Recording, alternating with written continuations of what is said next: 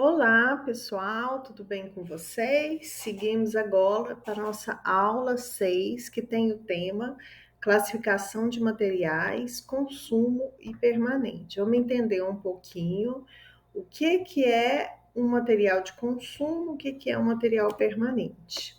Então, à luz da instrução normativa no número 205, material é a designação, genérica de equipamentos, componentes, sobressalentes, acessórios, veículos em geral, matérias-primas e outros itens empregados ou passíveis de emprego nas atividades dos órgãos e entidades públicas federais, independente de qualquer fator.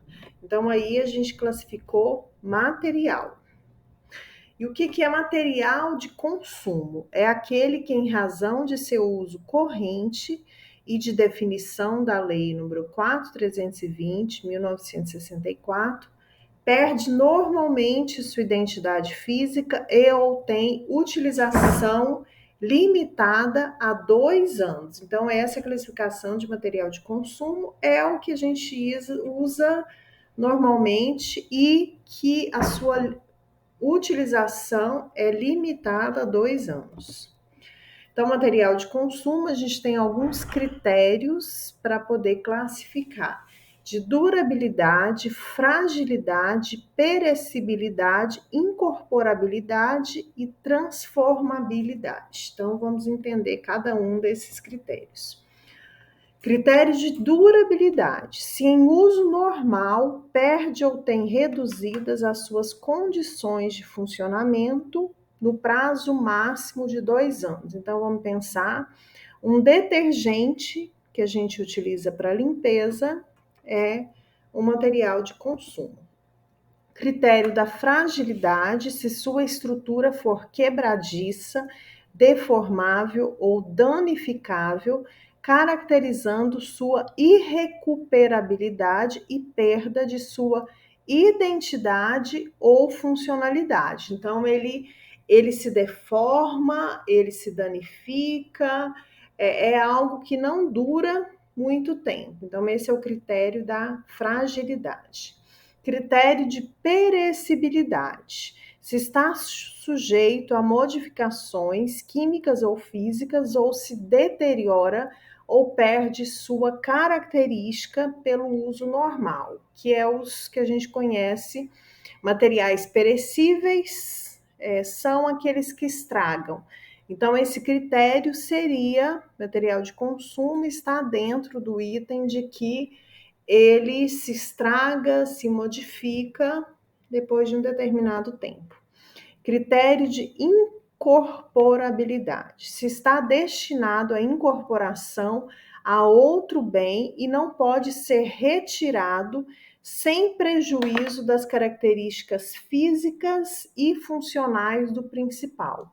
Isso quer dizer, ele é utilizado para ser incorporado a outro material e depois ele não pode ser separado.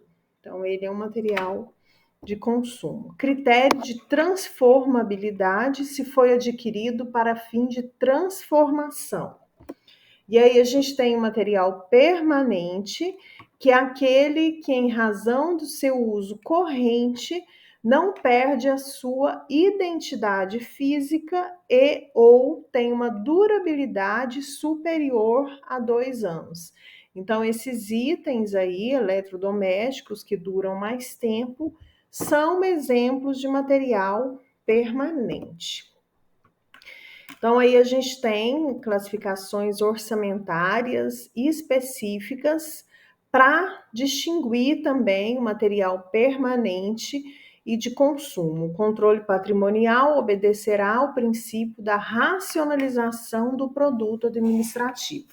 Ou seja, o gestor público, o gestor de materiais, ele precisa conseguir diferenciar e controlar, também gerir, tanto os materiais de consumo quanto os materiais permanentes. Independente de ser de um ou de outro, existe uma responsabilidade da gestão pública nesses 2 itens. Então, ele precisa manter os órgãos públicos, as unidades, com materiais, tanto de consumo quanto material permanente, necessário para as atividades rotineiras daquela organização, ok?